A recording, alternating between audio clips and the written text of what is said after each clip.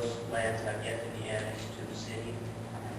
So they required some additional specificity about conditions for annexation, how that would occur, to make sure that it's consistent with the city's policy, the city's general plan, with the infrastructure requirements, with LAFCO requirements.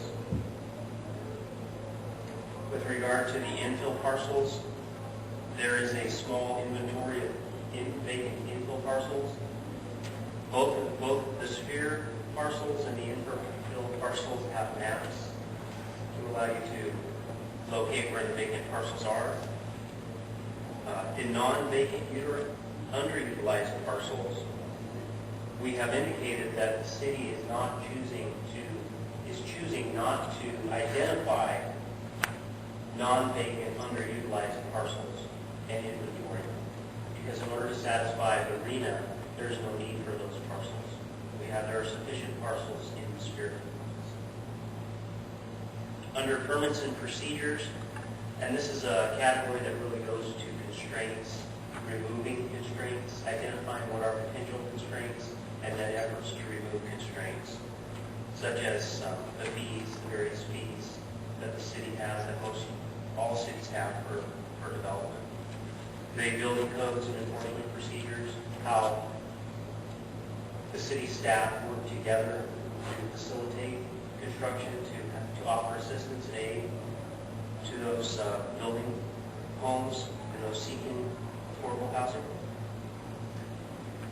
C3, reasonable accommodation procedure, that primarily responds to the need to assist persons with disabilities. So there's been some additional discussion about a city effort to identify a specific reasonable accommodation procedure. This is fairly new legislation. It requires fairly specific and fairly tight language as to how the city, if a need cannot be accommodated within the existing zoning code, what that procedure would be. In other words, if the zoning code prohibited someone to build a handicapped ramp on their property, what specifically would the procedure be at a staff level to permit that to happen? In other words, to overcome that constraint. Item D, under housing programs. These are generally applicable revisions that really apply across the board to the housing programs. Primarily, it had to do with identifying more specific time frames when actions were to occur. And there are really two, I think. One would be from 08 to current and ongoing activity that's projected to continue through the 2008-2014 housing period, and other specific programs pertaining to zoning revisions that would occur in fiscal year 2009-2010.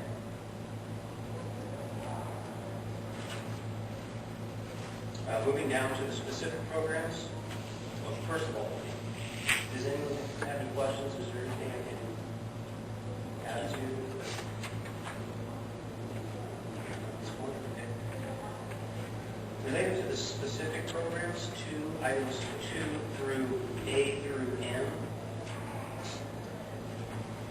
These pertain to zoning ordinance revisions, and it would demonstrate an additional effort on behalf of the city to remove constraints and also provide additional opportunity for the construction of certain types of housing, primarily to serve special needs populations and special housing types that are well suited to more affordable housing, such as SROs, or single occupancy units, second units.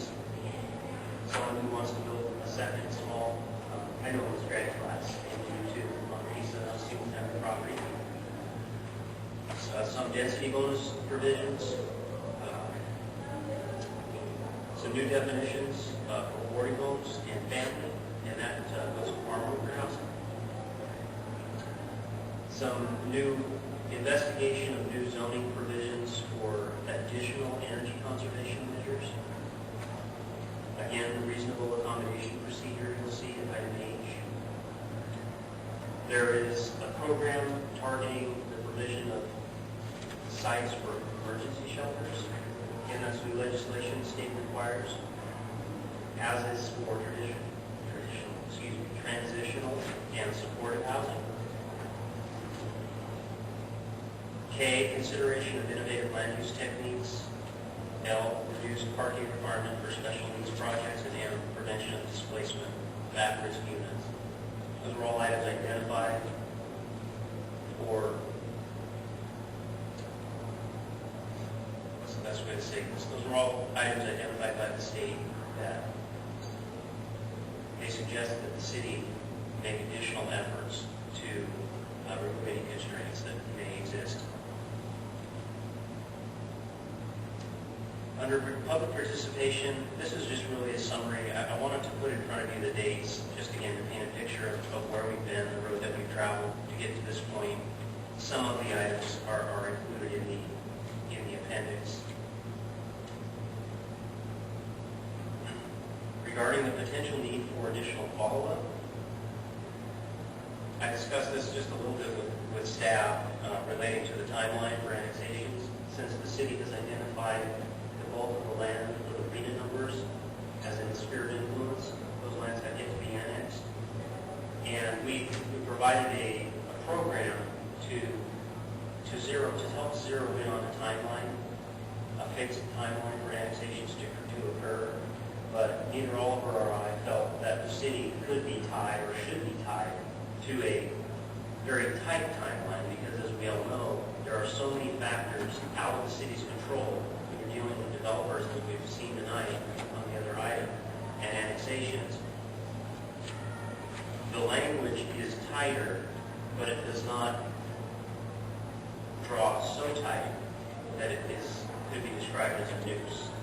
And the reason I put it under potential need for additional follow-up is if the state still doesn't agree with the approach, they could continue to red flag that. They could continue to require even more stringent language. The same goes for the flux, also item 2, add to the development of potential sphere sites. And I added there number 3, the wild card factor. HCD's discretionary ability. I'm going into this with the assumption that the comments that were received the first time would not be added to. There would be comments in the second round that they didn't make us aware of the first time. Common sense says that you catch all the comments first, but they do have discretionary ability. I would hope that they don't go that route. They stick to the comments that they've given us the first time around. But it is a wild card factor, and it's out of our control, out of my control. The remaining steps, as I said, depending on the action tonight, we would proceed to present this to the City Council for their adoption, certification of the secret document and the adoption, and we submit that to the state and request a letter of substantial compliance, and they have another 90-day review period before issuing a final approval. That concludes my presentation. I'd be happy to try to answer any questions. I have a couple questions.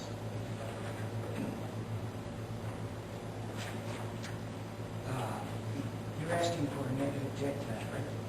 Yes, that's correct. We prepared a negative debt on this planning document. It's a pretty thick document. I almost read it. Had the opportunity. I've been working on it maybe 8 or 9 hours, and I've just really scratched the surface. To me, it's just full of information. But there are a couple things I wish that you explain to me more in depth if we're going to vote on the negative debt. Not that I have any objection, I just like more a deeper understanding. Is this the proper place to do that? Yes. You're welcome to ask questions. Yes.